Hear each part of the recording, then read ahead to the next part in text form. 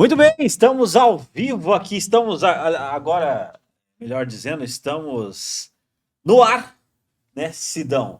Aqui para mais um podcast Tá em Alta. Mais um podcast, fazia tempo que eu não aparecia nessa mesa, eu tava até com saudade aqui. Cara, muito bom estar aqui com você mais uma vez aqui. Você tá sumido, hein, cara? Sumido, tá o Gabriel desaparecido. É aparecido e desaparecido. Uma vez os caras falaram na igreja, né, que se eu não aparecesse, eles iam apanhar lá a carta. Eu falei, eu não vou dar satisfação, vou perder a oportunidade de aparecer lá, o Gabriel desaparecido. Desaparecido. Eu vou fingir que eu tô sumindo ainda. Foi bom demais, cara. Eu vou falar pra você, é sempre os episódios que a gente faz aqui, sempre o pessoal que fica até o final, é impossível não aprender, é impossível não se beneficiar de alguma coisa que a gente sempre traz aqui pra vocês, né? Porque é aquela coisa, o pessoal que nos assiste é um pessoal qualificado que, de fato, gosta dessa conversa que é infotenimento, né? Infotenimento. A gente joga as informações ali de forma mais leve e tudo mais. E às vezes, quando é pra falar sério, é falar sério também. Exatamente. Né? E hoje, olha, antes do totalmente descombinado, sim, aconteceu uma situação que eu acho que vai ser muito vantajosa aqui, porque... Você vai falar, né, cara? Antes da gente vir aqui, a gente foi comer um negocinho aqui perto de uma lanchonete, e aí fomos acertar a conta. Eu cheguei e paguei a minha parte. Aí foi a vez do Godoy. Aí eu comecei, tipo, eu paguei minha parte e comecei a olhar uma prateleira. Tinha uns produtinhos ali que tava olhando. Eu comecei a perceber que o Godoy tava demorando demais pra pagar. Aí eu olhei pro lado e ele mexendo no celular. Aí eu olhei pro rapaz e o rapaz do caixa tava visivelmente calmo demais. Aí eu falei assim, ele já deve ter pagado, tá esperando imprimir um negocinho. Dali a pouco o Godoy olha pra mim. Eu tenho que pagar, né? Mano... Não, mas eu vou falar pra você, cara. E aí ele olhou pra mim e falou assim, mas bateu o TDAH. Quantas vezes te bateu o TDAH no seu dia a dia, né? Que o pessoal sempre fala. E é o tema de hoje. Exatamente, eu vou falar tudo que você precisa saber sobre TDAH, autismo, pediatria do comportamento. Vamos estar conversando. Então, temos um convidado muito especial, topou o desafio aqui de estar conversando com a gente. E a gente gostaria de agradecer ele por ter topado esse desafio, doutor Esmeraldo Costa Filho. Tá aqui, né? Inclusive, eu gostaria que você se apresentasse, viu, doutor? Fica à vontade aqui, sinta-se à vontade, não repara a bagunça. Tá bom. Boa noite a todos, né, que nos ouvem aí. Esmeraldo Costa Filho, sou médico, né? Fiz minha formação em pediatria, atendo doenças neurológicas e, por último, eu estou trabalhando muito com autismo e TDAH, né? Então, assim, uma ênfase à pediatria do comportamento. Sou professor aí já há mais de 30 anos, 34 anos mais ou menos, da Universidade Estadual de Maringá, né? Lecionando aí nesse tempo. E então estamos aí abertos Poxa, é uma honra, viu? Vou falar para você. Honra máxima aqui, o papo de alto nível, inclusive a gente trouxe algumas perguntas já preparadas aqui para esclarecer esse ponto. A gente vai extrair o ouro aqui, pessoal. Vamos extrair o que você vai falar? Não, exatamente. Não, já entrando no assunto, né? Porque daí a turma hoje em dia, igual eu falei, igual a gente contou aqui a pequena anedota. E gente, não foi realmente, aconteceu desse jeito que eu falei. E foi uns 2 minutos que ele ficou mexendo. Não, a vez perguntar. Inclusive, ele estava querendo que você pagasse. Eu acho que ele tava, ou era o TDAH ou era golpe.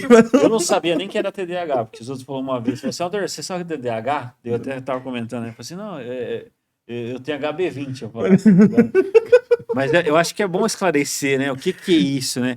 O que é o TDAH? TDAH?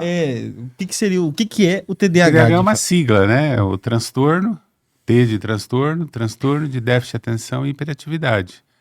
São aquelas crianças que, lá pelos 6, 7 anos, que se faz o diagnóstico, que elas apresentam déficit de atenção e hiperatividade. Aí tem uma lista de critérios para perguntar, né, para fazer o diagnóstico, né? Uhum. E então TDAH basicamente é isso, transtorno de déficit de atenção e hiperatividade. E puxando até para a parte assim, tem algumas perguntas no gatilho, mas puxando assim, entrando nessa parte. O TDAH, a superdotação, né? e também o autismo, eles são parecidos ou não? Como que... Não é assim, os transtornos, né? A gente segue um livrão da Academia Americana de Psiquiatria chamado DSM-5-TR. Esse nome significa Manual Estatístico das Desordens Mentais, que é da Academia Americana de Psiquiatria, TR é texto revisado. É um livrão dessa grossura. Ali tem todas as patologias e transtornos que você imagina, né? Sempre a pessoa se encaixa em algum ali. Se você abrir o livro, você vai encontrar o seu, né? Tá ali. Mas assim, basicamente, cada transtorno tem os seus critérios, as suas características. Então, por exemplo, TTAH tem lá os critérios para fazer o diagnóstico. O autismo, né, o transtorno do espectro autista tem os seus critérios, né? E assim por diante. TOD, né, que o pessoal fala muito, transtorno de oposição e desafio, também tem lá todos os seus critérios. O que pode haver, às vezes, é comorbidade, esses transtornos, eles estarem juntos numa mesma pessoa. Eu posso ter um transtorno do espectro autista e a criança ter um TDAH junto, tá? Uma comorbidade que a gente fala, tá? COD junto, né, e morbidade de doença, ou transtorno. Então, um transtorno que acontece junto, simultaneamente, para complicar a coisa. A criança vira um ciclone, né? Não, tipo assim, inclusive você até puxou um assunto legal aí que é... Eu tenho estudado muito outra área científica, né, que seria a história. E a gente vê que tem muitas convenções, as coisas não são tão... Como é que eu posso dizer assim? Elas não são tão exatas quanto a gente imagina. Ah, a ciência diz, tá, não. Algum cientista disse. Né? E aí os outros cientistas vão confirmando aquilo. Você falou que tem... Qual é mesmo o nome do livrão lá? É o Manual Estatístico das Desordens Mentais, Exatamente. da Academia Americana de Psiquiatria. Esse manual, ele é global ou existem outras escolas, outras linhas de raciocínio que adaptam outros meios de analisarem os mesmos transtornos? Basicamente esse aí é usado no mundo ocidental, né? Europa, Estados Unidos, América do Norte e tal, América do Sul. A maioria do mundo usa o DSM que a gente fala. Né? Sim. Para fazer diagnóstico. Agora, isso aí também vem como? Ele apareceu assim do nada? Não, isso tem uma história, né? Tem lá, então cada transtorno desse tem um tempo que ele aconteceu. Tá? Por exemplo, o transtorno do espectro autista, né? Ele começou lá atrás, 1943, Léo Kanner, nos Estados Unidos, viu umas crianças esquisitas, diferentes, ele postulou os critérios e chamou dessa criança de autismo clássico, né? O Léo Kanner. E aí veio evoluindo, foram fazendo esse, por exemplo, nós estamos na edição 5 do DSM, né? Teve a 1, teve a 2, a 3, e aí durante todos esses anos foram evoluindo as patologias, o entendimento, né? Os exames que comprovam, e assim vai a evolução dos transtornos. E como, eu acho que é interessante de conhecer também, né, doutor, como que foi esse ponto? Você, beleza, entrou na medicina e aí tu se especializou dentro dessa pediatria do comportamento, que fala. Aí tem a história minha, né? É interessante Fiz de conhecer. medicina em Londrina, né? Sim. Formei em Londrina. Como eu falei para ti antes, na verdade eu queria ser aviador, eu queria ser piloto, aí pela visão não deu certo. Sim. Aí eu fui fazer medicina, né? E Até porque tem tudo a ver, fiz, né? tudo a ver, medicina com aeronave, né? Total. E Os dois ganham bem, né? mais ou menos, né? E aí, veja, aí fiz minha formação em Londrina, né? Aí fiz pediatria lá na Universidade Estadual de Londrina, depois eu fiz neuropediatria, trabalhei como pediatra aqui na cidade de Moarama, uns 2 anos, aí vim para Maringá, estou aqui há 34, 35 anos mais ou menos, de tempo de Maringá, né? Eu sou mais maringaense do que qualquer outra coisa. Na verdade, sou curitibano, mas aí morei em Londrina, o maior tempo em Maringá. E depois, agora por último, o que eu fiz foi especialização em transtorno do espectro autista, né? E na universidade aí, dando aula e tal, foi isso que eu assim é a minha vida, né? Sempre De que leciona, né? E também Uhum. você também atua no consultório. no consultório. É. Então, assim, a gente acaba vindo algumas dúvidas aqui, daqui a pouco, claro, você tem as perguntas que estão aqui o pessoal mandou, mas em relação a esse aumento de diagnóstico, me corrija se eu estiver errado, né? Mas aumento de diagnóstico em relação ao autismo. Sim. Eu sou jornalista há algum tempo e eu não tinha visto tanto assim falar sobre esse assunto e também o diagnóstico. Eu não sei se aumentou ou se agora está colocando ênfase. Não sei qual que é a tua leitura nisso. Tá, então vamos. Oi, pode Só falar. uma contribuição antes de passar para. Eu trabalho com uma das nossas atividades aqui, é o teleférico, né? E a gente trabalha muito com o público. E a gente tem percebido uma procura muito maior, porque tem meia entrada, tal, tudo aquilo, né? Para quem é do espectro. E a gente percebeu, visivelmente, tipo assim, antigamente cada 20 famílias vinha uma que tinha uma criança. Agora de cada 5 vem uma família que tem 2 crianças. Isso se não vir 4 famílias seguidas com uma criança que se enquadra nesse aspecto, com um cordãozinho. Então realmente tá, assim, tá aumentando o número Será de que pessoas, né? aumentou ou não, né? Então. São vários aspectos, né? Não dá para dizer que aumentou por isso, por aquilo. São vários, né? Sim. É a vacina, aquela conspiratória, né? Não, vacina não. Inclusive, depois eu falo. Depois podemos falar da vacina, mas deixa eu só historiar, né? Só historiar. Eu gosto de historiar as coisas assim para ficar claro, né? Para quem está nos ouvindo. É assim, então lá em 43, o Léo Kanner começou a descobrir crianças autistas do outro lado do mundo, né? O Asperger, Hans Asperger, né? Lá na Áustria, ele viu crianças com as mesmas características, só que essas crianças falavam e as do Kanner não falavam. Então ficou assim, a do Kanner ficou autismo clássico e a do Hans Asperger ficou a síndrome de Asperger, que aqui mas o certo é Asperger, a pronúncia, depois eu aprendi. E aqui no Brasil fala síndrome de Asperger, né, os Aspergers, que é o autista que fala. E nesse período, que esse eu peguei bem desde quando eu me formei, né, eu vi toda essa evolução, o que aconteceu? Tinha aquelas crianças que tinham autismo clássico, bem definido, e tinha aqueles mais ou menos, que ficavam, então, esse tem traços autísticos. Aí ficou autismo atípico. Tinha mais um lá, transtorno de Rett. Vários nomes, né, com características parecidas, né? Tinha o transtorno desintegrativo da infância, que eu vi muito desses casos. E vejo hoje, mas hoje já não chamo mais esse nome. Então a nomenclatura foi mudando. Como eu falei, lembra no começo? Foi evoluindo, tá? Com toda essa história aí. Por exemplo, transtorno desintegrativo da infância, que chamava. Não chamava de autismo. Era uma criança que nascia, tinha um desenvolvimento até 1 ano, 1 ano e meio normal, falava, de repente ela parava de falar. Parava de falar e virava autista. Hoje ela está dentro do espectro autista. Tá? Então foi modificando essas coisas. Então eu sempre, quando eu explico meus alunos, eu falo assim, imagina a laranja, né? Você tem laranja pera, laranja Bahia, laranja lima, né? Vários tipos de laranja. Vamos pôr mexerica para ajudar aqui. Não é laranja, mas vamos pôr, é parecido, é primo, né? Sim. Tudo ali, aquelas coisas. Aí você põe um nome de cada coisa. Era assim que estava.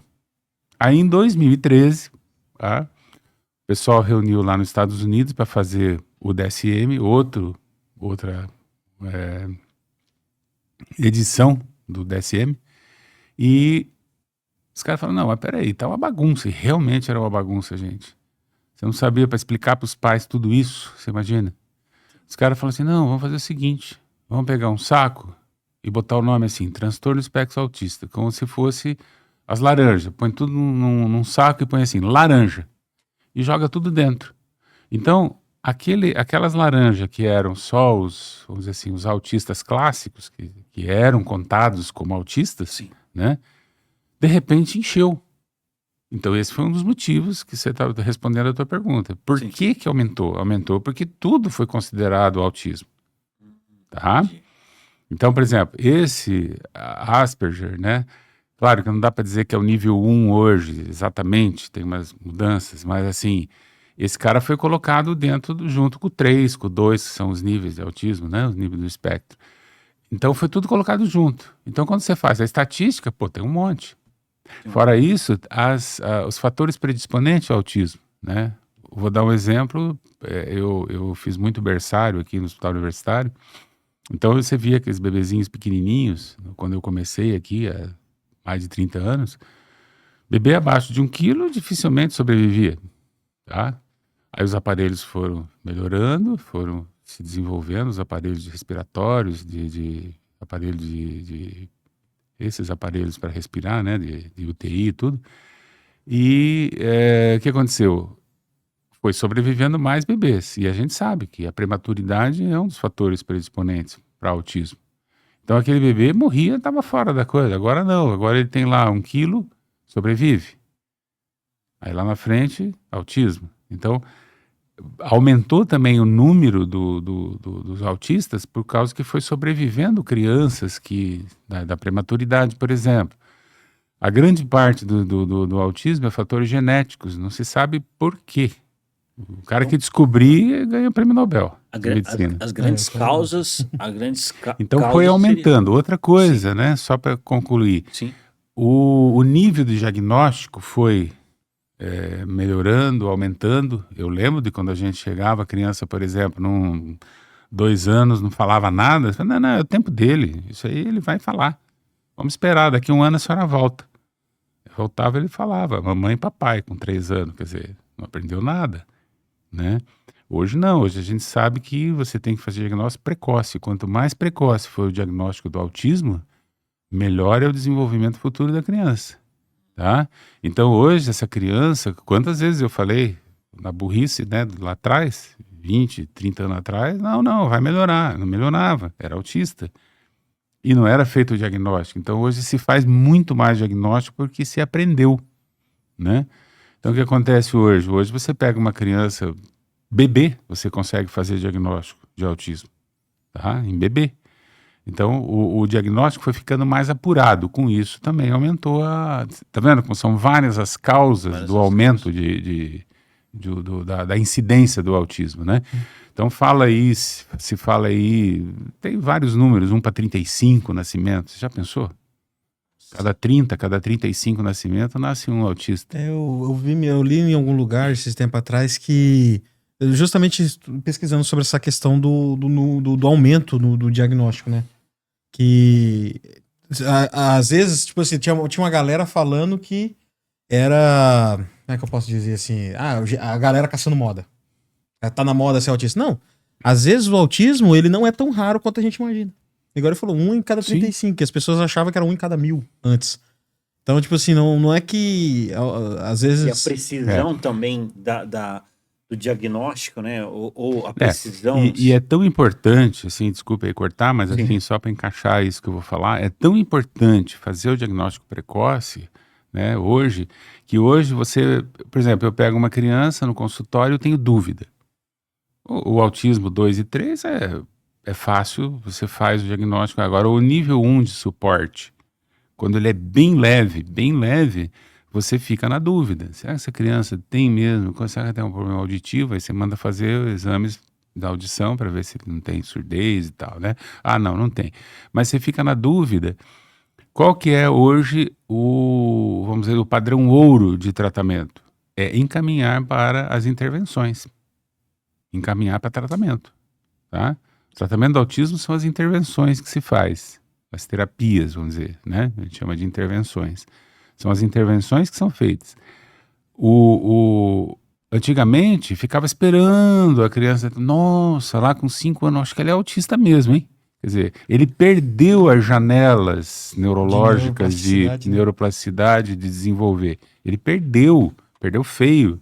Então, hoje não. Hoje, quanto mais precoce eu faço, e mesmo que eu tenha dúvida, eu falo para as mães quando eu tenho dúvida. Sou muito sincero, falo, olha, não sei se teu filho é autista. mas ele tem alguma coisa no neurodesenvolvimento. Então ele vai fazer ABA, ele vai fazer fono, ele vai fazer terapia ocupacional de integração sensorial. Depois nós vamos ver. Se ele for autista mesmo, já está no embalo. Se não for, alguma coisa existia no neurodesenvolvimento dele que estava alterado e que melhorou.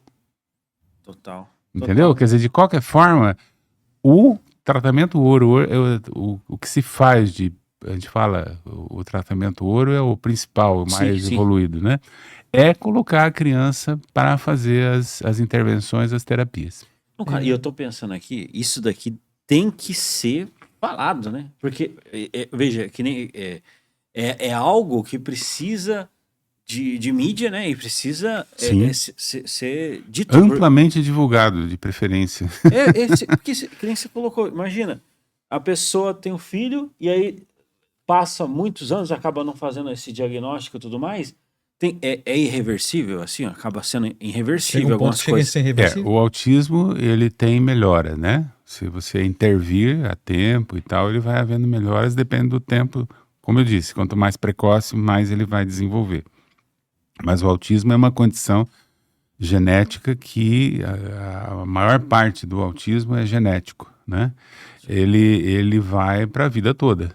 Né? Ele vai para a vida toda, claro, com melhoras. Tanto que tem pessoas que você não percebe e a pessoa não percebe. Tem pais no meu consultório que chegam, né, trazendo o filho autista, que eu começo a sacar que a mãe e tal, de repente ela fala, doutor, o senhor está falando aí, mas então eu acho que eu sou também, né? Só que eu não faço diagnóstico de adulto, né? Eu faço de criança. Então eu encaminho, né? Mas a pessoa percebe daí que ela tem aquelas características, né? E ficou quanto tempo? Quer dizer, quantas coisas ela perdeu, às vezes, na vida, né? De família, de trabalho, né? Na vida pessoal, né? Por não ter realizado o diagnóstico. Precoce. Isso é fundamental. Inclusive, eu acho que vale a pena... Bem, estamos surgindo umas dúvidas aqui. Quais são as características de uma pessoa que possui autismo? Eu sei que tem toda uma tecnologia, tem todo um sistema, tem toda uma consulta, né, nesse sentido. Mas teria como falar, assim, características? Sei lá, uns sinais de alerta. Entendeu? São duas coisas, assim, né? Se a gente seguir lá o DSM-5, vamos dizer, aquele que eu falei, né? Sim. Você vai ver, assim, alterações que a criança tem que ter, né? A dificuldade na linguagem, tá? Então, a linguagem não é falar. Às vezes a criança fala, ela repete, né? Eu falo para os pais, o papagaio fala, tá? Mas ele não tem linguagem, porque linguagem é comunicação. Então, a grande característica do autismo é a alteração na comunicação. Ela não consegue desenvolver um Exatamente, pensamento. ela às vezes não fala, porque ela não a fala também comunica, mas às vezes ela fala repetindo, né? A gente chama ecolalia, por exemplo. Então a criança começa a repetir final de frase, repetir aquilo que está no desenho, frases de desenho, ela repete. Mas ela não faz um raciocínio, ela não faz uma conversa, ela não faz um diálogo, entende? E por aí, essa é uma característica, né? A outra característica é dificuldade de interação. A gente pega os pequenininhos, a gente fala seus pares, né? Sim. Integração social com seus pares, com os pequenos. Tem autista, por exemplo, de 2, 3, 4 anos, 5 anos, que gosta de crianças grandes, de 10 anos para brincar, mas não brinca com o seu da sua idade. Isso é uma característica. Outros ficam lá num canto isolado. Ele está brincando. Nada, ele está ali mexendo no papelzinho dele, os outros estão brincando, mas ele não interage, ele não tem uma interação social, tá? E a terceiro item, né, é a dificuldade com, então assim, um padrão repetitivo, né, de restrições, que se caracteriza, por exemplo, por disfunção neurosensorial. Então, é uma criança que, por exemplo, tem seletividade alimentar, pensando no olfato e paladar, né? Uma criança que pode ter, por exemplo, dificuldade com a questão de pele, né? Por exemplo, colocar uma roupa apertada, ele não suporta, etiqueta incomoda, né? Tem que cortar as etiquetas. Ah, eu né? tenho autismo. Então, E a camiseta é tudo cortado, as etiquetas. Não, mas você não, veja consegue bem, desenvolver, não ó. é, ó, eu sempre digo que o autismo é um tripé, né? Sim. É um tripé. Então, interação social, comunicação e padrões repetitivos e restritos. Tem que ter os três, não basta ter um. Ah, meu filho anda na ponta do pé. E daí que anda na ponta do pé? Só tem isso, então não é autista. Ah, mas tem autista que anda na ponta do pé? Sim, tem autista que anda na ponta do pé, mas não é todo mundo que anda na ponta do pé que tem autismo. Né? Então, principalmente nessa parte sensorial, tem muitas crianças que têm transtorno neurosensorial e não são autistas. Tem seletividade alimentar. Outro dia eu recebi uma criança no consultório. Ah, ele não come, ele acha que ele é autista, doutor. Tá, ele brinca no parquinho, brinca com todo mundo e tal. Ele fala, normal, aí ele tá falando e tal. Ele quer sempre ir pela mesma rua, ele tem problema de... Não tem nada disso. Quer dizer, só tinha a questão da seletividade alimentar. Então enfia comida. Era só... Aí. Mas Não, mas ele não come, né? Aí é onde entra também a terapia ocupacional de integração sensorial, que a gente faz para os autistas, essa criança foi para uma terapia ocupacional de integração sensorial. Ela vai trabalhar o paladar e o olfato dele. Então, né? mas seria os sinais de alerta, né? Sinais de alerta. Você Então, colocou assim, aí alguns então pontos vamos que os pensar pais... num bebê, Aham. né? Bebê, tá? O principal sinal de alerta nos primeiros meses de vida é aquele bebê que vai mamar, tá? Ele não olha para a mãe, tá? Ele não tem expressão, né? Vai passando os meses, ele não tem um sorriso. Ele ou é um bebê que fica muito quieto, muito parado, que a mãe diz assim, nossa, nem parece que tem bebê em casa, né? Isso é um tipo de autismo, né? Tá? Que é um tipo de visão que você tem de uma criança que você pode pensar no espectro autista, no futuro, tá? Uma criança que não chora, fica ali quietinha. E tem aquela outra que é o oposto. Chora toda noite, irritada e tal, e não para de chorar. Nossa, meu nenê chorou 9 meses de vida chorando, né? Também tem que pensar. Na hora de amamentar, como eu estava dizendo, aquele bebê que não olha, não tem expressão para a mãe. Nossa, ele fica ali, mama e parece que nem olha para mim. Isso é muito comum a gente ver. Isso é um sinal de alerta. Tá, então vamos ver o desenvolvimento. É aquela criança que, por exemplo, chega lá com 9, 10 meses, não dá tchau, não bate palminha, né? Não tem expressão no olhar, tem aquele rosto assim, às vezes sem muita expressão, sem brilho, né? Tem que pensar. A criança então que não fala, tá ali todo mundo, mas ele não fala, né? Todo mundo tagarela em volta dele e tudo, mas ele não fala. Nossa, 1 ano e meio, 2 anos, não fala, né? Demora muito para falar. Então esse é um sinal muito de alerta, tá? Certa flacidez, porque também a gente sabe que o autismo ele tem hipotonia, né? A criança tem dificuldade de equilíbrio, às vezes. Então são várias... Hipotonia muscular, né? Que seria... Criança mais mole, mais com dificuldade de equilíbrio, né? Entendi. Então, você tem que juntar tudo isso. Como eu disse, o autismo não é uma coisa assim, que você pinça um negócio isolado. Total. Né? E às vezes qualquer um sinal desse aí não necessariamente seria o autismo. Igual você comentou ali atrás. Sim. Por isso que seria importante o diagnóstico, o Por exemplo, uma acompanhamento. criança com surdez congênita. Confunde? Por isso que tem que... Aí tem um exame, que é o BERA, né? O potencial evocado auditivo de tronco cerebral. Então Tá? tem que olhar. Olhar e relacionar com os exames e ir acompanhando. Por isso que assim, não é uma coisa que você olhou e já faz o diagnóstico. Às vezes ele demora. Uma pergunta, quem que faz o diagnóstico? Que dá o laudo? Vamos colocar assim um laudo. O laudo é o médico, mas o diagnóstico pode ser feito pela professora da escola. Ela vai olhar e... Nossa, a criança não fala. Essa criança não fica no canto, não brinca com os amiguinhos, né? Qualquer coisa diferente, ela grita, né? Porque tem muito isso, né? Quando a criança é pequenininha, né? Eu pego muito, às vezes, crianças, já até sei, na sala de espera, com aqueles grito, assim, um grito agudo e tal, taca as coisas no chão. Geralmente, eu falei, ixi, já tem um autista para atender. Eu tenho ali. Aí você já, né? Sim. Então, são aquelas crianças que têm um comportamento totalmente diferente de uma criança, né? Então, são sinais de alerta que você vai juntando, né? Outro sinal, por exemplo, a criança está lá com um ano e pouco, começou a andar e ela vê uma coisa no armário lá. Normalmente, o que a criança faz? Aponta, né? Aponta e faz um sinal, um som. O autista, ele pega na mão da mãe para levar até o objeto. Isso é uma das... Tá lá no MChat, né? Que é um teste que a gente faz, um questionário.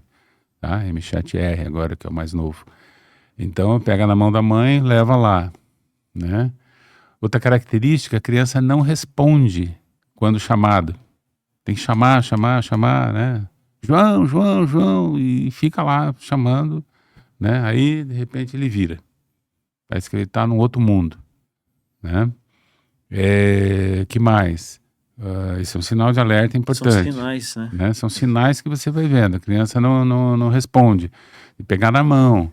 A criança, às vezes, não gosta de toque, não gosta que pegue nela. O outro já fica aderente, gruda na mãe, né? Dependendo se o autismo tem autista que ele é hiporresponsivo e o outro é hiperresponsivo, no sentido sensorial, né? É variável. Por isso que não tem nenhum autista igual ao outro no mundo. Cada um é um particular. Tá? E é Não interessante... sei se daria para falar mais Então, até sobre... Mas acho que deve ter sinais? outras perguntas. Sobre esses sinais, né? Não, e é até legal, meu, porque depois eu vou falar não pra você. responde pelo nome, outra coisa que eu lembrei agora, né? Chama... É que você vai perguntando, eu tô com 1000 coisas aqui Sim. pensando. Sim. E, por exemplo, você chama... Eu falei do nome? Falei já, né? É, Chama tem que pelo vai nome... chamando e a criança- será que ele é surdo? Tá? É uma das coisas que tá lá no MChat. Você já pensou que seu filho é surdo algum dia, quando era pequeno? Já pensei que ele pudesse ser surdo. Como é que a gente tira a dúvida? Só olhando, perguntando, ô João, bom dia. Ele não vai nem olhar para você, né? O autista não faz. Outra coisa é o contato do olhar. Ele não olha nos olhos, que nós estamos nos olhando aqui. Ele geralmente olha para baixo. Ou então é assim, olhou um segundo, parou. Olhou um segundo, ele não fixa o olhar no interlocutor. Mas voltando lá, na questão de chamar, né? Aí tem o exame que eu falei, é o BERA, potencial evocado, né? Aí no exame vai mostrar lá se tem passagem no nervo auditivo de sinal, né? Se tem ondas ali no nervo auditivo, então ele ouve. Então provavelmente ele vai ser um autista, ele vai ser classificado. Não, ele não ouve nada, não, então é surdez congênita, não vamos poder classificar ele como autista.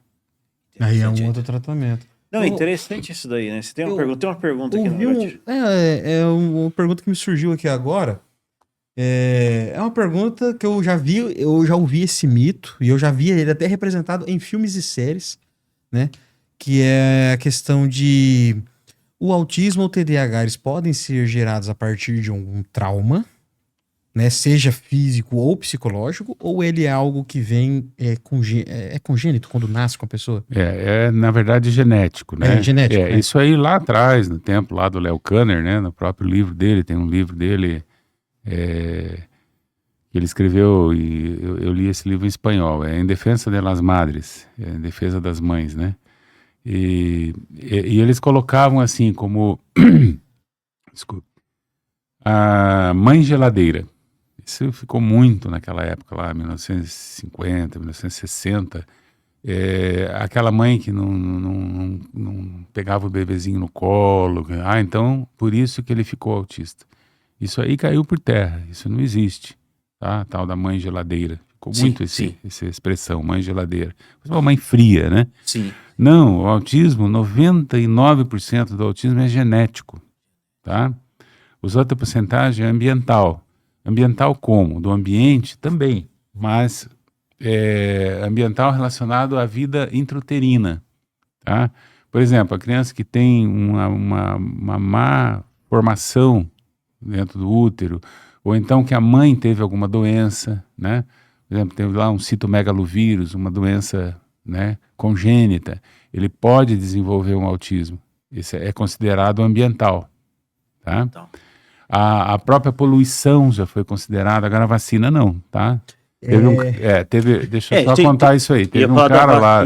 E também de pé descalço. Não, teve. Sim. Nossa. Deixa eu falar da vacina. Essa aí é chapéu de alumínio. Não. Pé descalço, aí é a minha avó que. Não, falar falava do pé se descalço. andar descalço na terra ajuda a não ter autismo. Ah, Me falaram. que ajuda com... Não, isso aí é receita Não. de vó, né? Isso aqui Receita de vó. vai ver, isso aqui vai Não, mas rodar tinha o coisa que as vó TikTok falavam que eram certas, mas Mas, voltando, perdi O negócio aí, da como é que era? vacina, que Vacina, nos anos, tá. acho que foi nos anos 90, né, que surgiu... Não, teve um cara, um inglês, que ele estava dizendo que a vacina, acho que era a vacina do sarampo, se eu não me engano, ele disse que estava causando autismo, tá?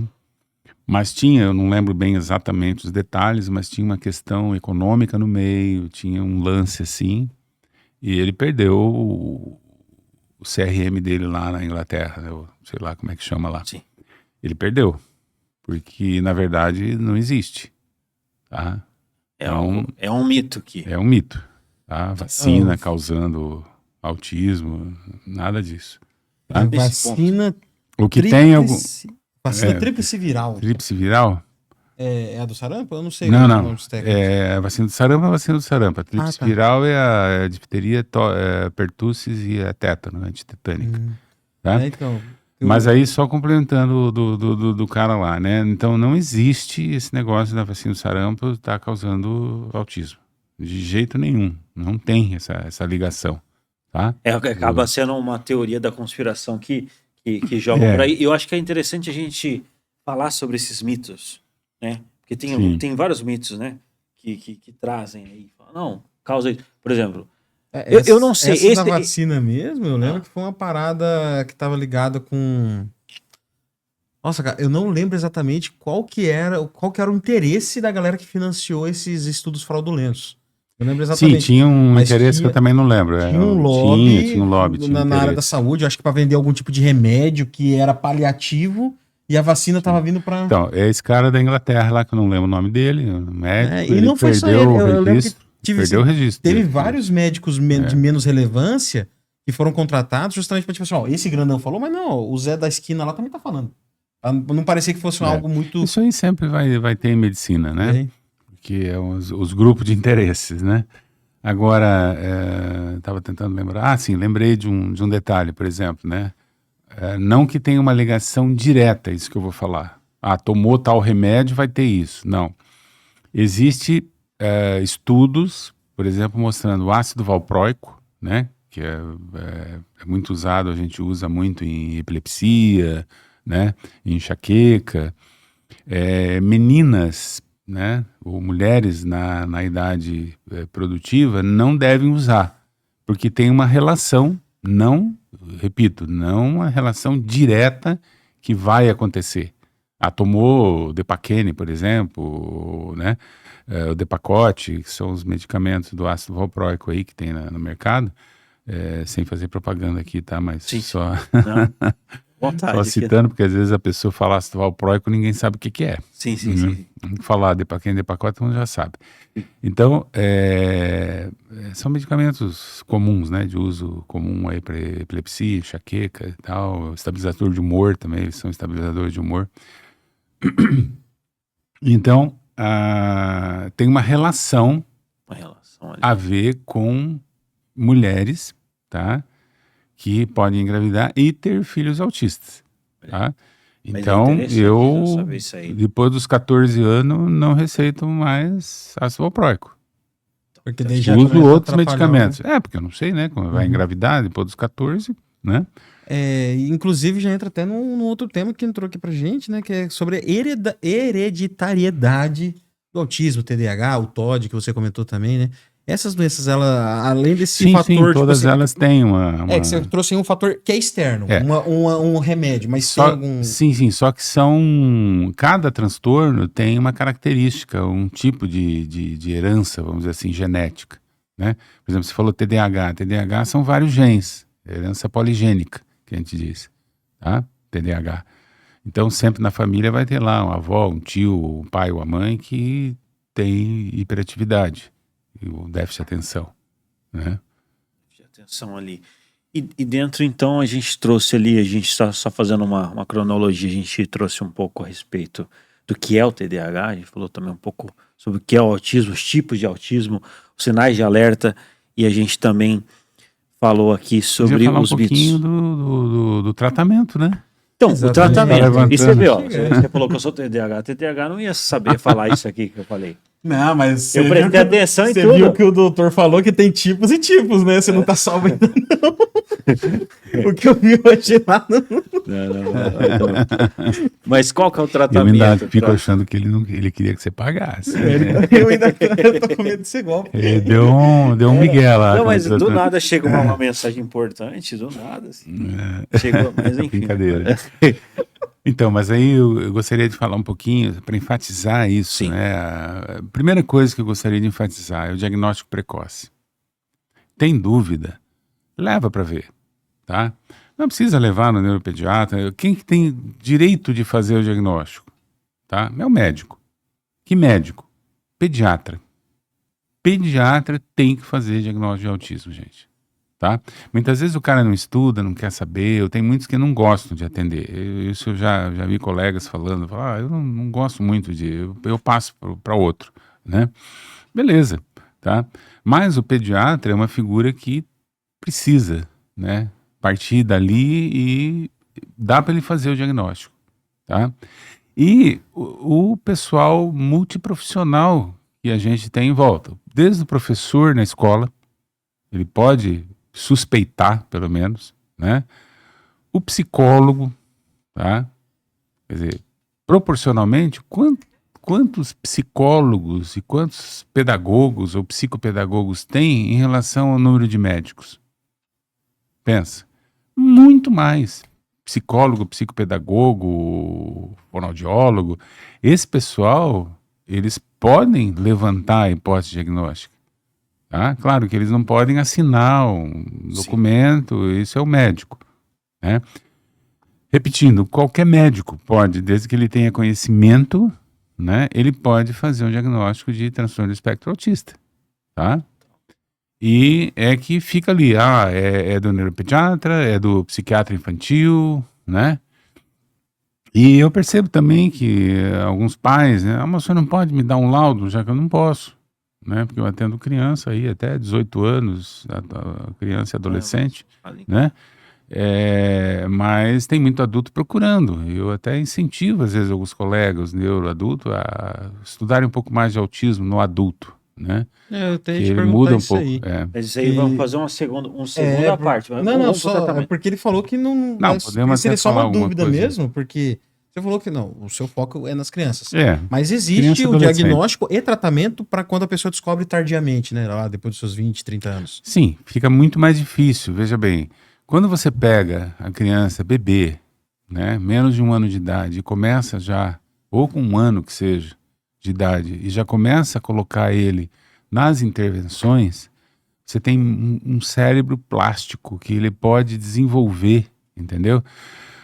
Por quê? Porque nós temos as podas neurais. O que são podas neurais? A gente nasce aí com 80 bilhões de neurônios, e esses neurônios, muitos não servem para nada no futuro. Então, o próprio cérebro vai fazendo as podas, né?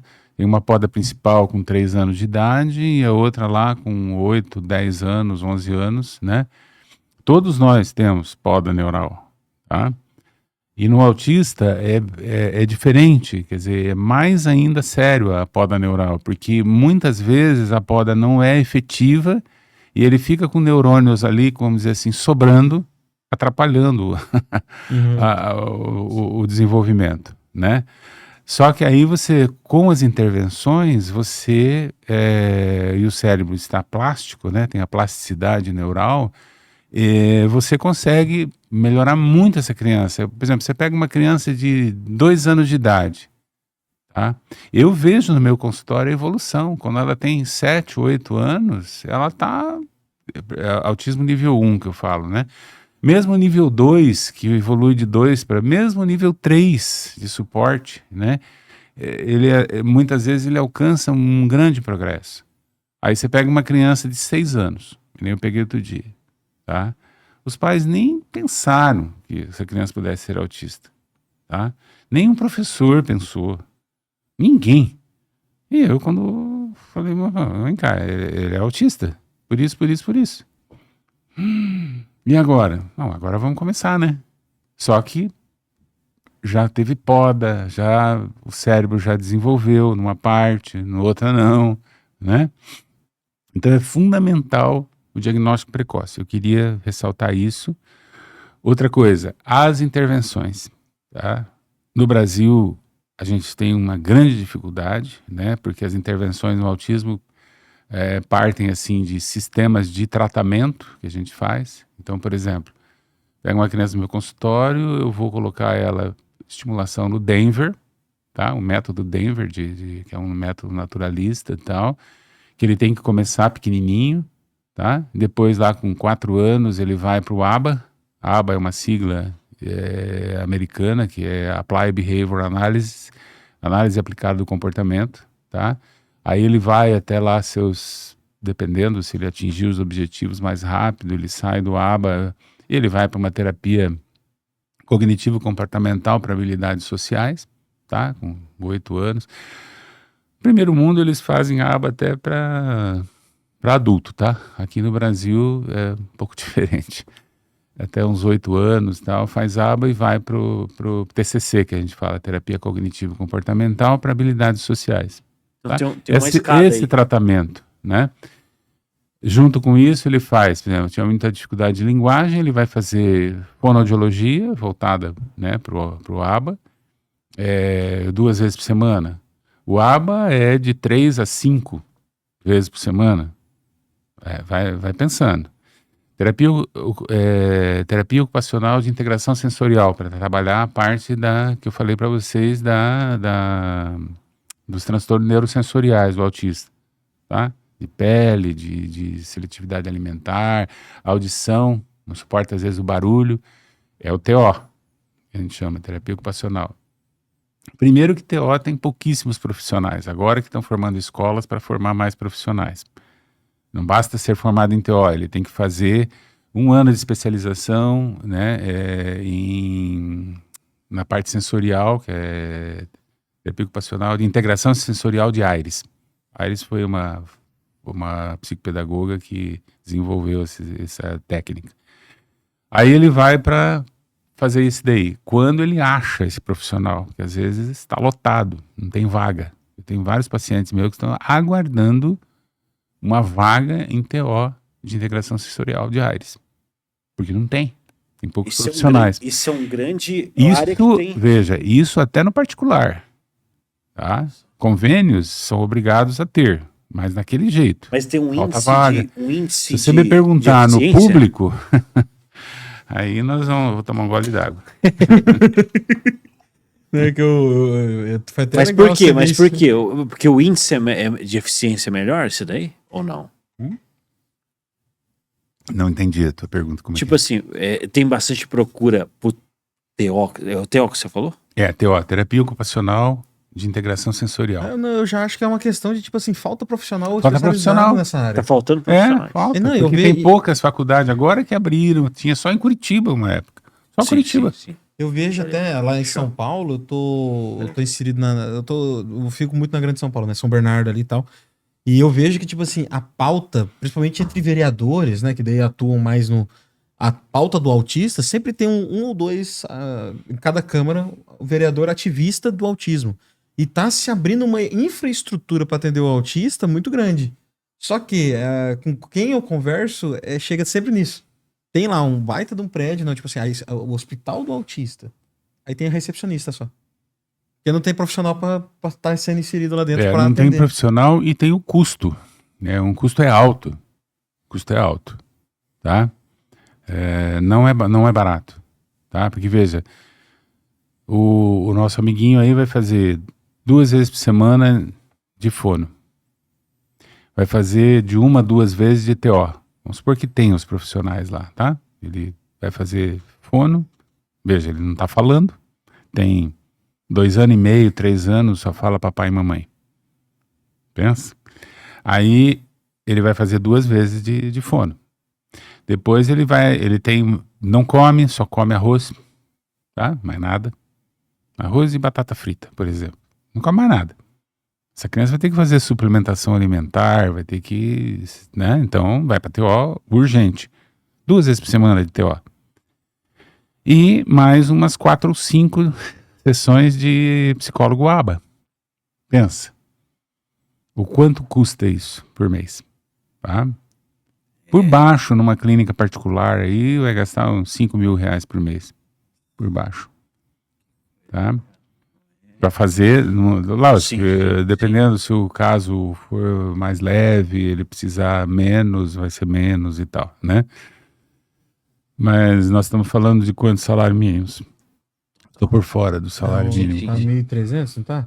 Vamos dizer Tá assim, uns 3 ou 4 salário mínimo, né? 3, 4 salários mínimos. Fica inviável, né? Então, por isso que até, tipo assim, você vai na rede pública e convênios, é muito difícil achar isso aí, porque é um profissional extremamente qualificado, um profissional extremamente raro e caro. Exatamente, caro. E vamos dizer assim,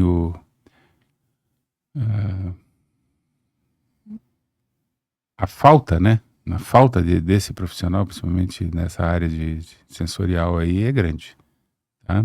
Então existe um... Então é por isso que eu queria falar no tratamento, veja, a importância de fazer o diagnóstico e lutar pelo tratamento. E o tratamento, né? o que é interessante falar sobre o tratamento? No caso, nesse sentido. O tratamento são essas intervenções, Certo. né? Que a mãe vai levar a criança lá 5 vezes por semana, geralmente. Segunda, terça, quarta, quinta e sexta, tá? Fazer TO, outro horário, né? Geralmente a criança estuda de manhã à tarde, ou estuda à tarde e de manhã vai fazer as terapias, as intervenções, né? Fundamental para o desenvolvimento. Por quê? Outro dia eu peguei uma criança que eu fiz o diagnóstico com 2 anos de idade, tá? A criança não falava quase... Autista, transtorno do espectro autista, nível 2 de suporte. Tá. Essa mãe passou 2 anos. 2 anos sem aparecer. Aí ela apareceu no meu consultório, 2 anos depois. Com a criança. E eu falei, puxa, você sumiu, você foi para... Pode falar, você foi para outro colega, não tem problema. Mas você tratou ele? Não, doutor, eu duvidei do que o senhor falou, eu não acreditei que meu filho era autista. E hoje eu acredito. Hoje eu tô vendo que ele é. Ou seja, ela esperou 2 anos. A criança estava quase do mesmo jeito. Então assim, ela perdeu as janelas neurológicas, perdeu tudo, vai começar do zero com 4 anos. Então por isso eu bato nessa tecla, né? Eu insisto nisso. Diagnóstico precoce, intervenção precoce. Tem que intervir. Mas... tá faltando fazer, sabe, uma ressonância magnética pelo plano, vai levar aí uns 3 meses. Não tem que esperar nada de ressonância magnética. Para quê? Para ver que a cabeça da criança é grande, que o autista tem às vezes um perímetro cefálico maior. O que isso me ajuda? Me ajuda a colocar ele precocemente na intervenção para ele ter um futuro melhor. E não é como se as intervenções fossem algo prejudiciais para alguém que não tem, ou seriam prejudiciais? É aquilo que eu te falei, se você tem dúvida, se você teve dúvida, porque a criança tem alguma coisa. Você não vai pegar uma criança saudável que está falando, rindo, brincando com 1 ano e meio e achar que ele é autista. Não vai. Aí você tem uma dúvida lá, ele não está desenvolvendo bem aqui, ali, algum comportamento. Não sei se ele é. Ponho lá. Ele melhora. Puxa, não era autista, levou 1 ano fazendo intervenção, não é, ele tá falando, ele tá bem. Tudo bem. Alguma coisa ele tinha no neurodesenvolvimento que melhorou com as intervenções. Então a intervenção, ela é só benéfica. Algum galinho tava meio solto ali dentro, foi lá e deu certo. Então as intervenções não vão fazer mal. E dentro dessas intervenções, tem alguma coisa relacionada a jogos? Tipo assim, assim, só? usa, eu vou usa. colocar você na intervenção. Não, não. Não, Tipo, são- xadrez. Isso eu não sei, talvez mais lá pra frente, Mais né? pra Mas frente, as crianças pequenas não tem assim. Não, inclusive, até que você falou desse caos da mãe Aí aí. jogos nós vamos ter que falar sobre tela. Aí é outra. Tem Eu esse não tema sei como é aí. que tá o tempo aí, Não, esse mas. negócio Não, que você e falou fica até. A gente vamos fazer uma Aliás, dois. tela pro autista é um veneno, nunca tinha tá? conversado sobre autismo assim, então é bom, o doutor tem esse repertório e explica de forma. Fica fácil. Tipo assim, eu já ouvi bastante gente falar sobre autismo, mas nunca de forma assim clara, com segurança, assim. E sempre ficava a dúvida que a gente tá colocando. Que a É gente porque tem de ou o dúvida. cara não vem sem informação, ou ele vem com muito jargão. A gente nunca pegou assim com esse. Deixasse tão claro o assunto do TDA. E focado pra criança. E focado pra prevenção, né? Porque geralmente a turma já tava falando muito de tratar já numa fase mais avançada da vida, né? É. Até esse... Outra coisa assim importante sobre tratamento, né, que eu acho que não pode deixar de falar, é que assim, o autismo, o transtorno do espectro autista, ele não tem um tratamento medicamentoso. Não tem, tá? O tratamento são as intervenções, tá? Então ele não tem tratamento medicamentoso. Ainda não se sabe a causa, né? São vários genes, são mais de 200, 300 genes que causam o autismo, tá? E não tem ainda vamos dizer assim, um tratamento gênico, né? Por exemplo, uma terapia gênica ainda para autismo. Vamos pegar aqui esse gene, estão estudando isso, né? Mesmo porque terapia gênica é um negócio complicado do ponto de vista legal, né? Tem as suas... Mas aí... então... Poxa, mas eu vi o meu vizinho, tem um filho autista, e ele toma risperidona. Então por que ele está tomando risperidona?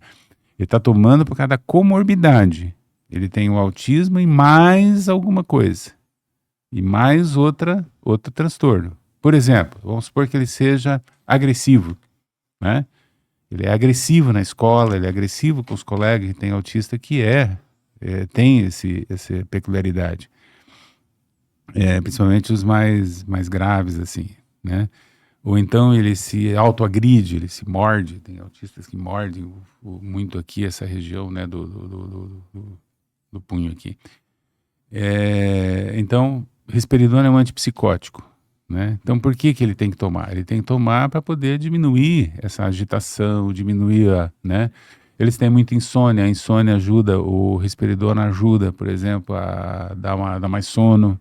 Às vezes você junta várias características para dar um remédio que tente englobar várias comorbidades, né? Insônia com agressividade, né? Mas então vamos dar risperidona para todo mundo? Não, porque tem efeitos colaterais esses remédios, entendeu? Então não é tão simples assim, né? Mas ele tem autismo, mas ele é agitado e tal, ele é nível 1 de suporte. Tá, mas ele vai para a escola e, nossa, ele não se concentra, Tá, então vamos supor, autismo mais TDAH. Então ele vai ter que usar, às vezes, um psicoestimulante, não por causa do autismo, por causa do TDAH.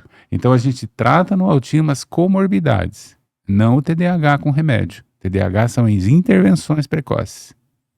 Ficou claro isso? Acho sim, sim. Tá? Em termos de gravidade, só para saber. Sim, em termos de Os gravidade. níveis Você quer que eu fale dos níveis? A gente antigamente falava leve, moderado e grave, ou severo. Hoje esse termo caiu, né? Não se usa mais, mas só para dizer que teve, então chamava leve, moderado e grave, né? Então, hoje é nível 1, nível 2, nível 3 de suporte, tá? A gente tem que tomar muito cuidado com esses termos de nível 1, nível 2, os pais ficam, mas ele não é nível 2, ele não é nível 2, é nível 1, ele já fala, tá? Tá, fala, mas não fala com, vamos dizer assim, não entra numa conversa e não fala com coerência, fala às vezes coisas aleatórias. Como eu falei, papagaio fala, né? Nem por isso o cara que fala aleatório, ele vai ser o nível 1. Ele precisa de ajuda para ser entendido. Bom, se ele precisa de uma certa ajuda, ele vai ser nível 2. Tá? Mas ele era nível 2, fez as intervenções e começou a melhorar. Agora ele é verbal, né? Tem um autista não verbal e verbal. Ele é verbal, ele fala, ó, ele fala coisas compreensíveis, ele interage numa conversa. Quando ele é perguntado, ele responde. Opa, esse cara é nível 1 agora. Precisa de pouca ajuda. Suporte é ajuda, tá, gente? Suporte é ajuda. Então, esses O nível 3 já é mais grave. esses Seria mais níveis- pro severo. é pra pontuar o nível de suporte que ele De precisa. suporte Por que isso ele precisa, de suporte ajuda. nível 1, Exatamente. suporte nível 2. Então, eu vou te dar um exemplo, por exemplo, né? Eu tenho um pacientinho lá no consultório que ele é nível... ele é nível 1 em casa. Em casa ele dá pouco trabalho. Então, assim, ele é verbal, é nível 1. Mas no consultório ele é nível 2. Ele dá um trabalho, ele entra numa agonia, ele grita, ele fica, entendeu? Mesmo que ele fale. Então ele é nível 2 de suporte. Tá? Então porque ele esse não vai viver nível, dentro de ele casa. é ele é elástico, tá? Ele é móvel, não é uma coisa estanque. Claro que quando você vai fazer um laudo, você tem que pôr o que prepondera mais, né? Então, o nível 1 seria o mais leve, o nível 2, né, seria o intermediário e o nível 3 o mais severo, tá? Outra coisa que também as pessoas confundem, né, é sobre o nível de cognição, né, cognitivo, assim, a inteligência, tá? Então, muita gente fala, não, nível 1 ele é super inteligente, super dotado, né? Nada a ver, nada a ver. Tá?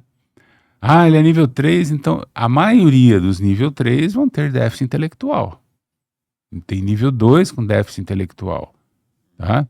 O nível 1, a maioria não tem déficit intelectual, mas nem por isso eles são hiper inteligentes. Tá? Então a gente tem que separar as duas coisas. Autismo é uma coisa, nível de inteligência é outra.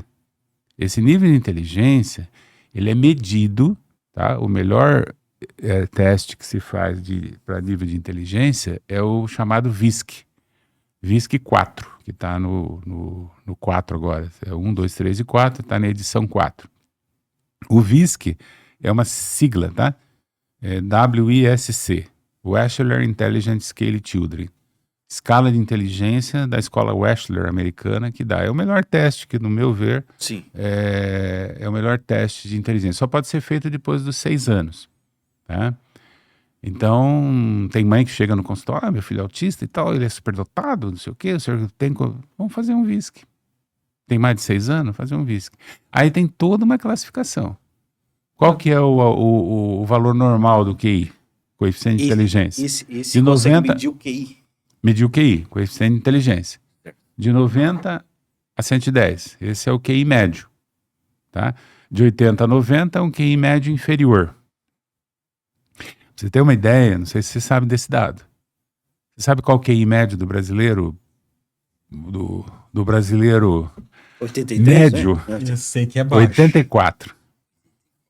Então, o brasileiro, nós brasileiros, temos na média aí da população um QI de 84, ou seja, ele é classificado como médio inferior.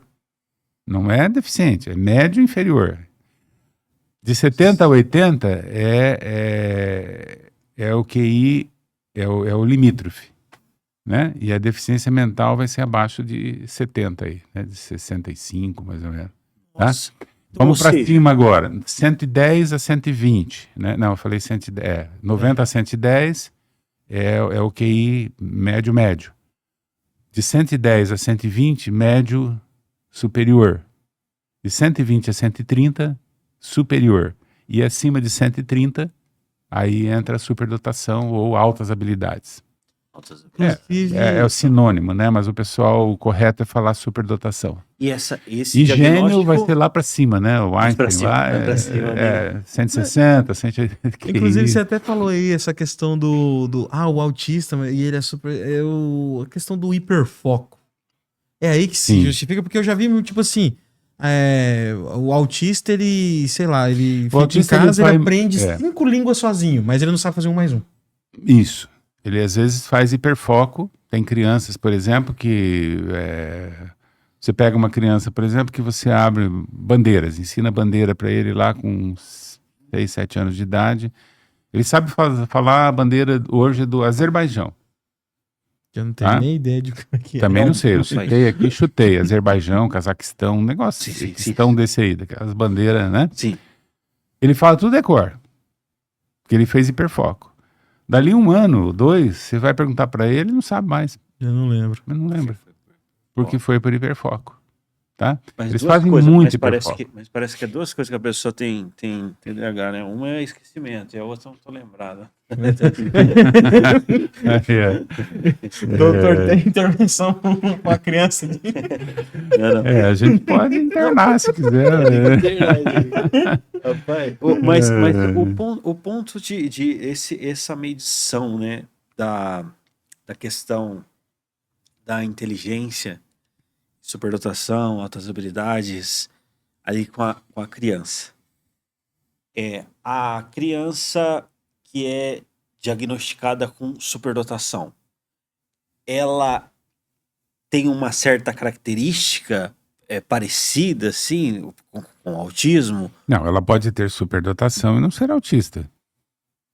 É isso que eu falei, a gente tem que separar as coisas. Diferente. Pode ter autismo e o nível de cognição. Eu posso ter um autista com um QI muito elevado e ter superdotação. Tem no meu consultório. Eu tenho uma cidade próxima aí, ele deve ter o que? Agora deve estar com uns 14 anos. É um problema, né, na sala de aula, porque ele detona a professora, porque ele sabe mais que a professora. Ele tem QI de 143. Olha só. Né? Superdotação e é bem superdotado. Que legal. Né? Então, existem alguns autistas também, né? Tô tentando lembrar agora, me fugiu aqui a síndrome. Me fugiu. Não vou lembrar. Que são muito inteligentes ou que são muito... Não, isso é especificamente em alguma área, me fugiu agora. Fugiu. É tanta coisa na cabeça e às vezes dá uns brancos. Depois outra hora eu lembro.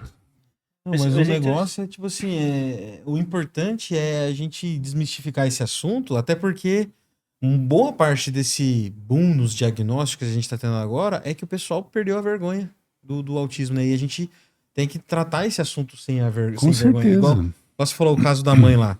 Ela ficou com medo do filho dela ser autista. E ficou sumida 2 anos. Ou os outros pais lá que chegou... mas meu filho não é do nível 2 não, né? Não, gente...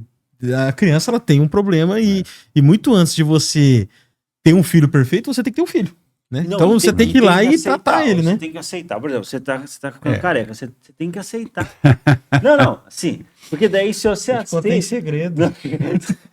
Não, se você aceita, você tem como mudar, ou melhorar, pelo menos. Entendeu? Tipo assim... a gente tem que estar, sabe, Ailton, né? A gente tem que... Altair, desculpa, troquei ou não. Altair, desculpe aí a troca. Eu falei, vai ficar é o fim do dia já. Eu tô com os neurônios de pijama. Mas assim, a gente tem que ter a abertura para ter a mente mais aberta, sabe? Assim, para aceitar às vezes as coisas, né? Já teve muita aceitação. Eu lembro, vamos dizer, há 10, 15 anos atrás, quando eu falava um diagnóstico de autismo para uma mãe, tinha que pegar a caixa de lenço, era um choro, era uma coisa difícil. Hoje é raro, tá? Porque está bastante divulgado, né? Bastante falado, né?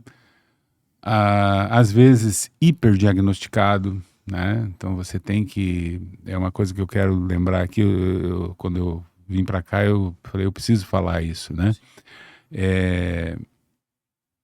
Todo transtorno, quando a gente fala em transtorno no DSM-5, e você vai ler lá a descrição, você vai encontrar assim, né? Prejuízo na área familiar, social e escolar, tal, nas áreas afins lá, tá? Prejuízo. Então, quando você lê transtorno, você está falando em prejuízo. Tem que haver prejuízo para ter transtorno, tá? Às vezes eu faço diagnóstico, por exemplo, do TDAH no consultório. Tem um questionário que a gente faz, tudo. faz diagnóstico de TDAH, ouve a família, a escola manda relatório dizendo, né, tal. Então, fiz o diagnóstico de TDAH, né, podemos até falar depois. Aí eu vou perguntar, na área de desatenção, por exemplo, tá? Na área de desatenção, como é que estão as notas dele? Ele tira tudo para cima de 7, 8, 9, tem hora que ele tira 10. E deu lá pontuação grande de desatenção. E a hiperatividade? Não, é agitado, mas a gente já acostumou com... Tá tendo algum problema em casa? Atrapalha em casa? Não, as broncas nele, fica quieto lá e tá tudo bem, né? E na escola? Não, na escola ele tá bem. Vou medicar ou não vou medicar essa criança? Vocês acham? Eu não vou falar o nome comercial aqui para não... Sim. Todo mundo já sabe, né? Começa com R. Sim. Vou dar para criança? Não, é óbvio que não. Por quê? Porque ele não tem prejuízo. Em casa tá bem, com os outros amiguinhos tá bem, ele tem amiguinhos, ele não tá, ele tem os critérios, mas e daí? Ele não tem prejuízo, por que eu vou dar? Por que vai? Quando eu dou aula na faculdade, eu dou sempre o exemplo do transtorno obsessivo compulsivo, o TOC, né? Então eu cito dois, então tem o indivíduo A e B. Então o indivíduo A foi deitar 11 horas da noite, os dois são bancários, trabalham juntos, na mesma, cada um na sua casa. O indivíduo A, ele vai deitar, quando ele deita, será que eu desliguei o gás? Fica ali, vou levantar. Levanta e vai lá, confere o gás e vem deitar. Dali mais 3, 4 minutos ele tá deitado, mas caramba, será que eu desliguei mesmo? Aí ele vai lá, o que você riu aí? Eu tenho isso. Depois nós fazemos, mano. Aí eu vou lá, o cara foi lá, conferiu e veio deitar. Era 11h10, ele deitou, dormiu até as 7 da manhã, levantou para tomar café e foi pro banco. Esse é o indivíduo A. O indivíduo B conferiu o gás também, só que ele levantou 30 vezes para conferir o gás. Chegou no banco, o indivíduo A tinha dormido, foi lá no computador e tal, belezinha. O outro dormiu em cima do teclado. Chegou o gerente, você paga para dormir? Eu vou te mandar embora. O primeiro teve prejuízo? Nenhum. Ele tem alguns sinais de toque? Tem. O outro precisa de um psicólogo e precisa de medicação, concorda? Tem prejuízo grave. Ele vai perder o emprego social. E às vezes até custo. Então você vê, eu coloco essas duas posições para mostrar o indivíduo A não precisa de medicamento. Ele tem sinais de toque, mas ele não tem o toque. O outro tem. É a mesma coisa. Então eu voltando no autismo. Mas meu filho é ou não é autista e tal? Será que tem algum prejuízo? Tem, porque ele fica lá num canto, ele não se relaciona. Tem, porque, nossa, quando a gente muda o caminho para ir para o shopping, a gente sempre faz para aquele mesmo caminho, que é para casa da avó ali, mudou, ele fica nervoso, irritado, começa a gritar. Tem prejuízo. Então esse tem que ir para intervenção. Isso vai receber o laudo de espectro autista. Tá? Total. Deu para entender? Interessante. Então, apesar de você ter demorado, você acabou pagando. Então, não tem prejuízo. Então, sempre para você. Vocês estão ainda na... Quem vai pagar a coxinha? Não, então, e esse... Eu vou achar o médico que vai internar o Godoy. Não, eu vou falar pra você, cara. O Tair Godoy. É o Tair Godoy. Existe um tipo de coisa lá que você tava até tomando, não sei se você toma ainda, que é um negócio pra... O que é aquele negócio pra cabeça? Pra cabeça? Não, que é pra pessoa ficar concentrada. Tem vários medicamentos, são psicoestimulantes. Será que você toma isso aí? Pra ficar concentrado? Não. Não, você nunca tomou isso aí. Eu só tomo coisa pra desconcentrar só. Não, mas então, eu acho que pra você, eu acho que não era você que eu conversei, mas tem pessoas nesse meio que a gente que tá, às vezes, né, que a gente trabalha muito nessa área de tecnologia, e essa área de tecnologia, o pessoal foca muito em produtividade, né? Sim. E usa muito esses remédios para cabeça Lembrei. para manter. Eu esqueci o nome. É do um que, remédio. tipo assim, se você é hiperativo, você toma, você fica letárgico, né? Ele dá, mas se você não é. É tipo assim, chucramente falando. Não, os psicoestimulantes, né, que você tem. No Brasil tem 2 psicoestimulantes e tem um outro que veio agora, eu vou explicar para vocês. Os 2 psicoestimulantes são a base de princípio ativo metilfenidato, tá? E aí você tem uma lista, né? Aí você tem lá Italina, Concerta, Concive, tem vários lá, tá? Agora que caiu a patente de todos, tem vários, tem uns que eu nem sei o nome, de tanto que vai produzindo, né, quando cai a patente. E tem o outro composto princípio ativo, que é a lisdexanfetamina, tá? Que aí também tem Venvanse, Juneve, como é que é, Lisdev, tem o outro agora que saiu, oh meu Deus, fugiu. São tantos nomes, rapaz. Sim, né? E fugiu. E, enfim, vou lembrando. Sim. Você tem esses psicoestimulantes, tá? Que você vai ter de 4 horas de efeito, 8 horas de efeito e 12 horas de efeito. Aí são vários, aí teria que explicar tudo. Sim. Enfim, 4, 8 e 12, tá? São usados especificamente para 2 situações, esses psicoestimulantes. Para quem tem TDAH, o povo toma aí para estudar para a prova, eu não prescrevo. Eu prescrevo para quem tem transtorno de déficit de atenção e hiperatividade, tá? E a outra condição é narcolepsia, que é aquela pessoa que tá ali conversando, de repente ela dorme, tá? Cochila. Você Cara, tá eu sou falando assim, o ateu cara dessa dorme. doença. Hã? Eu sou ateu dessa doença. Eu não consigo entender o cara que tem narcolepsia. Não, eu já tive paciente Que é que teve. bizarro, cara. Do nada o cara tá aqui, ele apaga. Isso, apaga. Tá? Aí você tem que usar um estimulante para manter o cara acordado. Tá? Nessas 2 situações. Agora, o cara vai tomar um psicoestimulante para estudar para prova, isso é besteira. Né? Que às vezes o pessoal tem usado para produtividade. Mas mesmo tendo efeitos colaterais, ele funciona para isso aí ou é só mito?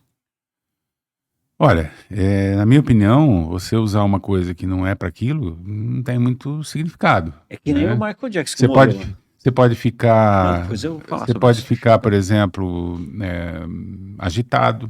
Você pode ficar taquicárdico e o teu estudo ir pro vinagre, você ir mal na prova. Que nem a morte. Eu já tive situação de adolescente que veio no meu consultório e veio pedir para tomar remédio para poder ir bem na prova. Eu falei, não, você tem diagnóstico de TDAH? Não, então não dou. Some daqui, treinado. Então não dou. Complicado, né? Entendeu? Não precisa. Mas tem quem dê, então vai procurar. Não, essa quem dê. responsabilidade é importante, né? Eu tava vendo que agora tá o filme do Michael Jackson, enfim, né? E a gente tá até chegando nos momentos finais aqui, mas assim, tá o filme do Michael Jackson, e aí tava, enfim, deu luz à história dele em vários momentos ali, e tava sabendo sobre como que ele morreu. E deu Profonol, Profonol. Que fala? Propofol. Propofol. É um anestésico. Que é anestésico, né? Pra ele dormir, ele não conseguia dormir. E você vê, né? É uma coisa que... Então, né? Sim. A gente tem que lembrar que remédio é droga, né? Por isso que tá drogaria. Sim. Tem efeitos colaterais, né? Por exemplo, mas aspirina não faz mal tomar aspirina. Não, tem uma tal de síndrome de Reich que dá no fígado que pode matar.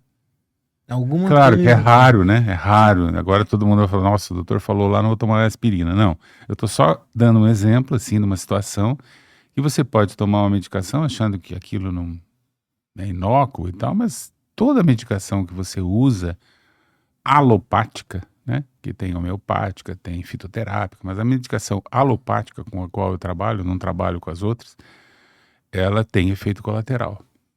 Tá? Não existe um remédio que não tenha, então você tem que ficar atento a isso. Nem que for um efeito colateral invisível, né? Igual você falou, ataca o fígado. Não é uma coisa que no momento eu vou perceber, Sim. né? Porque se der um efeito colateral, igual você falou do tomar algum remédio de TDAH, eu vou ficar doido. Então, pode ser que você fique agitado. Né? Então, é um efeito colateral aparente. Ou pode ser que você taquicárdico. fique normal. Vai que- se eu ficar no meu Vocês dois, hein? Vocês dois estão trocando patologia aí, né? Cadê? Não, ó, se jogar aquele manual aqui, ó, em alguma página Em alguma página cai, né? Nossa, tenho vários ali. Mas, poxa, eu vou falar pra você, estamos chegando nos momentos finais. Nem parece, cara, 1h30. 1h30 nós estamos aqui. É. Nossa, Nós vai então ter o que povo ter- já foi dormir. Sabe, porque a gente vai ter que ter uma parte 2, porque a gente quase não falou do Do TDAH e do TDAH. do Todd. tem O primo Todd também. do autismo, né? Que tá aí, tipo assim. Mas eu é- acho- E Que se é- fosse- Não, se vamos, fosse- peraí, deixa eu te corrigir. Não, o primo, do- digo, tipo assim, que é o que tá andando Não, junto, né? ele Tipo assim. pode ter que- comorbidade, mas não tem nada. É, melhor, Outro, tem né? que melhorar essa tem que comunicação. melhorar. Eu acho que eu tenho. Você imagina, se você fala, ó, é claro, nossa a audiência é bem qualificada, mas a gente pode acontecer de chegar na onde que a gente nem imagina. Se você fala um negócio desse, daqui a pouco você está sendo cancelado, o nosso podcast está sendo Tá cancelado. sendo cancelado, desculpa, galera. Mal. Não, tranquilo. Não, né? ele fala um monte de. Ixi, daqui a pouco ele já emenda STF do nada aqui. Ele é Eu não posso falar isso. Não, Ele pode, porque ele é leigo, né? Eu não posso. Eu- Não. Por isso que a gente aqui, né, traz os especialistas para a gente poder A gente não esclarecer. tá espaldado, né? Igual o doutor já corrigiu aqui, então já não vou falar mais disso. Tá certo. Ei, e assim, o que a gente não comentou que vale a pena destacar? A gente invoca aí o seu poder de síntese, doutor.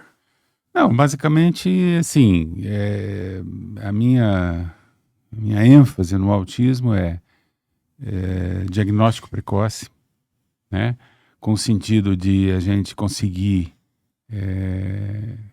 captar mais crianças que tenham o transtorno de modo precoce, né? E poder fazer as intervenções, né? Lutar pelas intervenções, lutar pelas questões de direito, que a gente não falou aqui, do direito, né? O direito do autista, ele tem direito, desde estacionar a vaga, desde ter o cartãozinho para ele pegar a fila e tal, né?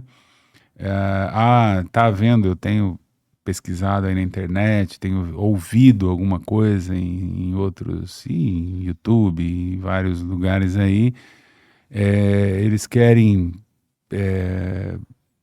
remodelar essa classificação de autismo, né? Eu acho que tem mesmo que remodelar, na minha opinião, porque você não pode pegar um autismo nível 1 de suporte, né? Que ele é verbal, que ele só tira 10, tem um QI de 120, 125 ou 130, e um autista nível 3, né? Que precisa muito de ajuda, ele não fala, ele só fica lá balançando, ele se morde. São pessoas diferentes, vai ter que haver um ajuste aí.